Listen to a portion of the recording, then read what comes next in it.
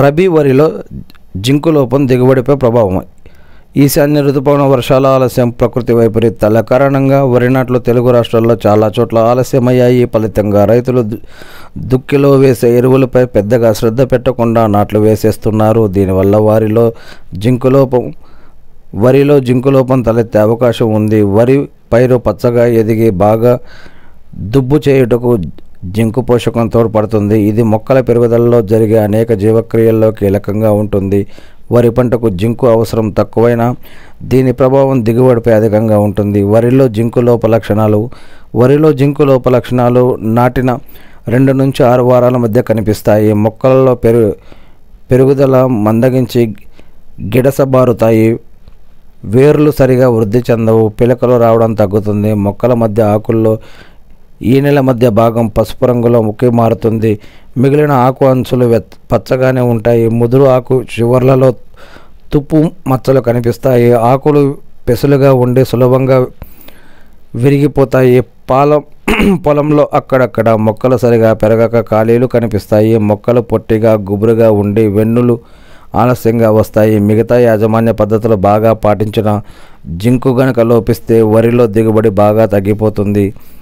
Zinc లోపానికి అనుకూల పరిస్థితులు: అధికంగా నత్రజని, భాస్వరం ఎరువులు వేసే భూములు, భాస్వరం ఎక్కువగా ఉన్న నేలలు, సున్నం చౌడు అధికంగా కలిగిన భూములు, సేంద్రియ పదార్థం తక్కువగా ఉన్న నేలలు, సరిగా మగ్గని పశువుల ఎరువు వేసిన పొలాలు, ఎక్కువ ఇసుక వరుస కలిగిన తేలిక భూములు, మురుగు నీరు ఇంకని లేదా బయటకు పోని పల్లపు ప్రాంతాలు, చలి వాతావరణం గల రబీ కాలం, క్షారగుణం లేదా చౌడు గుణం గల సాగునీరు పారించిన భూముల్లో జింకు లభ్యత తక్కువగా ఉంటుంది.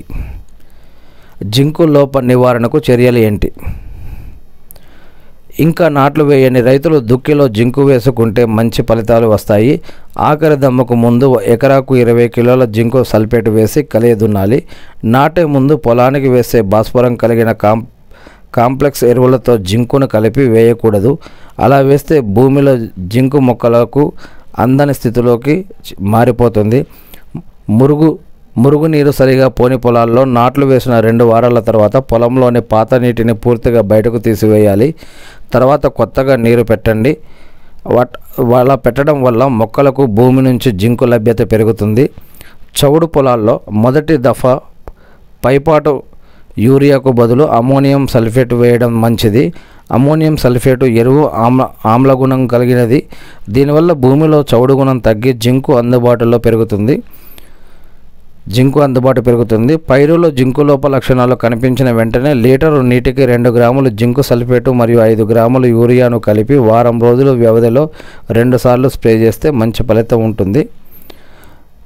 చీలేటెడ్ రూపంలో మార్కెట్లో లభించే జింకును చిలామిన్ ప్లస్ మల్టీప్లెక్స్ స్వర్ణ జింకు లీటరు నీటికి 1 గ్రాము చొప్పున అవసరాన్ని బట్టి 1-2 సార్లు స్ప్రే చేస్తే మంచి ఫలితాలు వస్తాయి.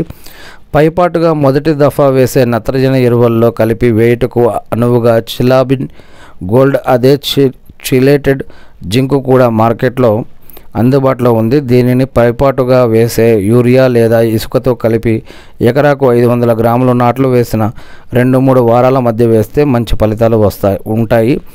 రబీ పంట కాలంలో మొక్కలకు భూమి నుంచి జింకు అందుబాటులో తక్కువగా ఉంటుంది కాబట్టి వరిలో జింకు లోపం తప్పక వచ్చే అవకాశాలు ఎక్కువగా ఉంటాయి.